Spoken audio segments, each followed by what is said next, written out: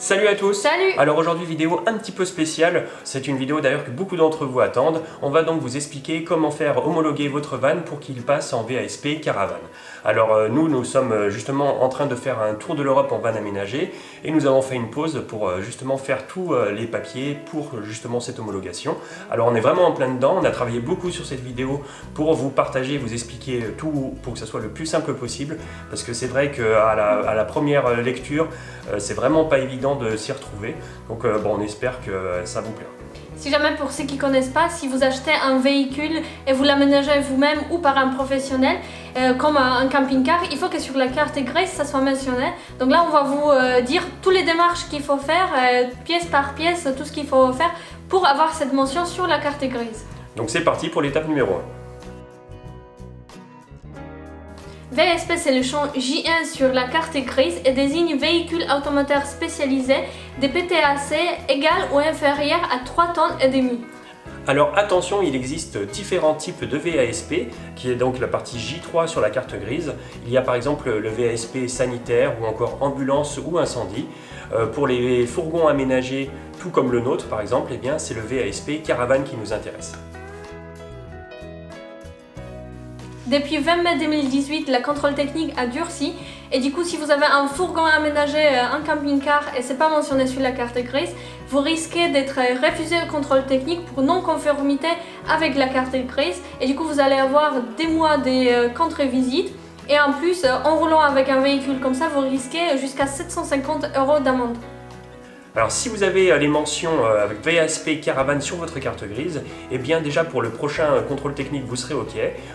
Vis-à-vis de la loi, eh bien vous serez aussi dans les normes, ce qui n'est pas rien.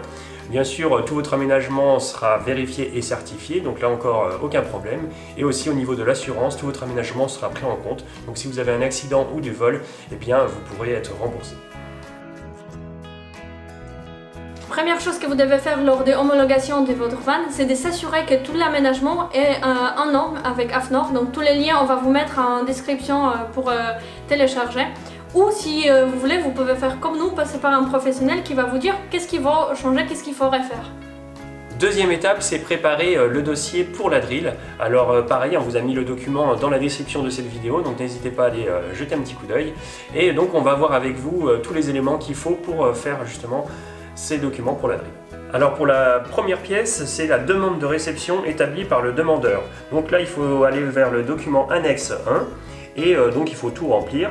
Et particulièrement, il faut mettre donc la marque et le type. Alors le type, c'est le D2 sur la carte grise et le numéro d'identification, c'est le E que l'on retrouve aussi sur la carte grise. Pièce D, c'est les titres de circulation des véhicules carte grise pour les véhicules usagés ou certificat de conformité pour les véhicules neufs. Donc ça veut dire que c'est une copie des cartes grises. Tout simplement. Pièce 3, spécimen de la notice descriptive du véhicule de base. Alors c'est un bien grand mot très compliqué. Au final, en fait, c'est juste le document qui est aussi appelé barré rouge. Donc là, il faut faire une demande auprès du constructeur. Donc c'est un papier qui est signé et tamponné. Alors nous par exemple c'est Peugeot, donc on a fait une demande, ça coûte 40 € et vous recevez ce document sous les 10 jours. Alors selon les marques de véhicules, ça varie, ça peut aller même jusqu'à 250 € et même des fois pour des délais d'attente de 1, 2 ou voire même 3 mois. Et donc sur ce papier, vous avez tous les descriptifs du véhicule, du poids par exemple, de la longueur totale, etc. à vide. Pièce numéro 4, c'est plan côté indiquant les descriptifs des équipements et aménagements intérieurs inamovibles effectués. Donc vous devez faire un dessin, comme vous pouvez voir sur l'écran l'exemple, de tout votre aménagement et calculer les distances entre essieu avant et tous les aménagements, tous les placards, tous les sièges. Donc en gros regrouper, s'il y a des placards d'un à côté de l'autre, regroupez-les ensemble et après vous mettez description avec toutes les dimensions et les volumes de tous les placards. Alors la pièce 5, c'est le calcul des répartitions des charges. Donc là il faut voir l'annexe 2, donc ça c'est sur 2 feuilles, alors il y a un petit peu plus de calcul. Alors pour faire simple, on vous a mis dans la description le document qui va avec pour vous simplifier du moins les calculs. Alors en fait c'est pour calculer par exemple le poids qu'il y a dans les placards au kilo près. Donc ce qu'il faut, il vous faut 2 autres papiers aussi, c'est le fameux barré rouge qu'on vous a parlé juste avant, et aussi avoir un ticket de pesée de votre véhicule. Alors ça on vous en parlera juste après, c'est donc pour peser votre véhicule. Pièce 6, c'est attestation de transformation du véhicule établie par l'auteur de la transformation.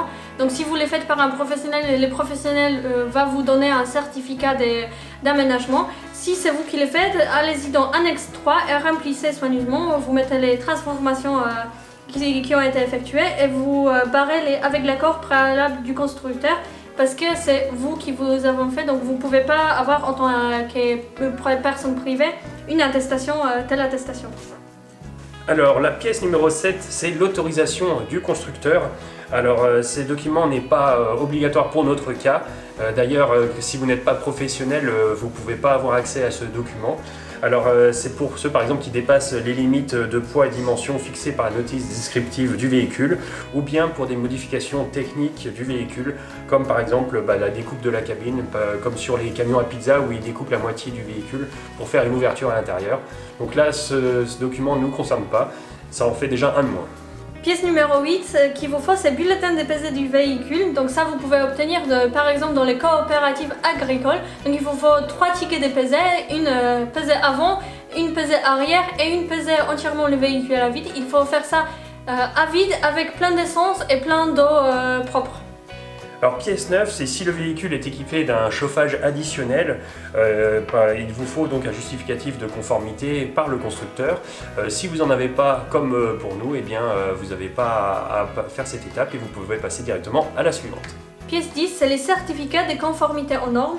Donc si vos travaux ne sont pas réalisés par un constructeur professionnel, vous êtes obligé d'attester les certificats qui est établi par des organismes en France. Donc vous avez au choix ou les Caligas ou Bureau Veritas. Donc pour nous, on a choisi les Caligas parce que déjà c'est moins cher, ça coûte 360 €. Et qu'est-ce qu'on peut penser, ils ne font pas vérifier que les gaz, ils vérifient tout l'aménagement, électricité aussi.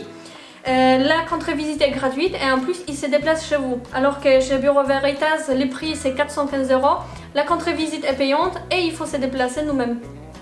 Alors la pièce 11, c'est un justificatif concernant les sièges et les ceintures de sécurité. Alors si vous avez touché à rien et que c'est vraiment les sièges d'origine, eh bien vous n'avez aucun problème, voilà, vous pouvez passer cette étape.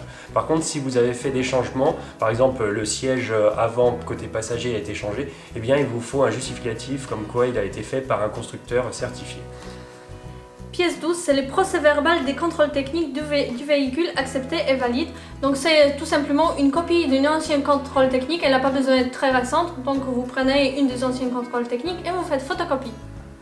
Une fois tous ces documents complétés et remplis et que vous avez mis ça au propre, eh bien il faut les amener à la DRIL ou bien à la DIL selon les régions et de là ils vous donneront un rendez-vous pour savoir si l'homologation est OK.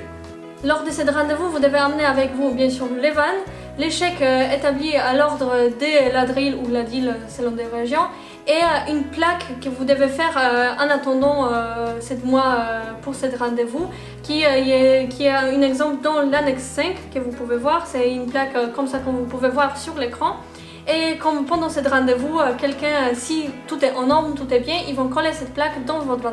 Une fois que vous avez fini avec toutes ces étapes, vous allez recevoir une confirmation de la DRIL comme quoi votre véhicule aménagé peut être donc homologué en VASP Caravane.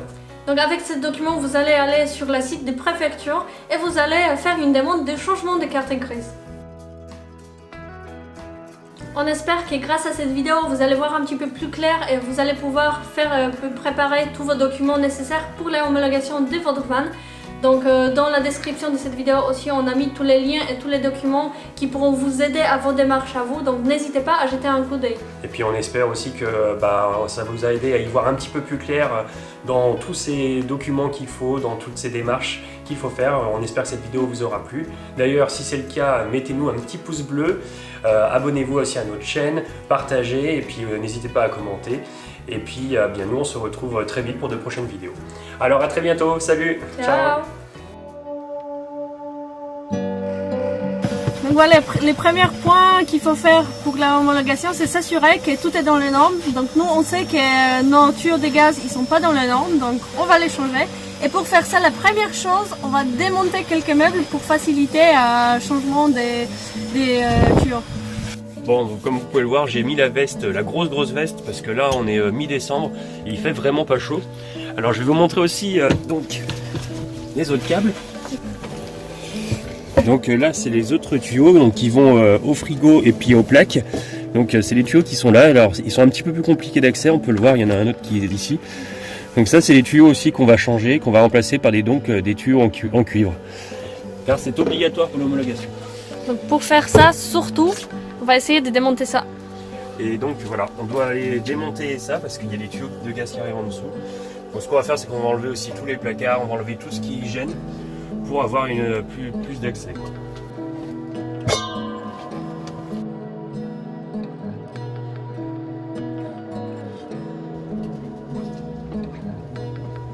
Voilà, donc on a les câbles qui ici, donc, qui vont jusqu'au frigo et jusqu'aux plaques.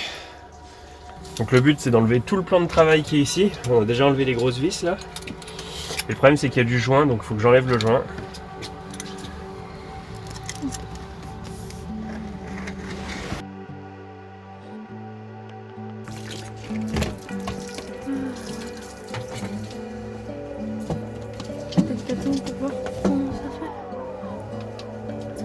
Voilà.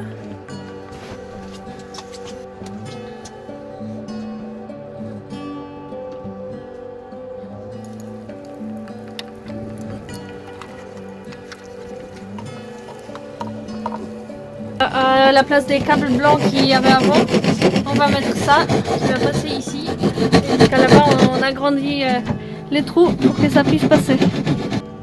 Et voilà, les premiers tuyaux changés. Cool.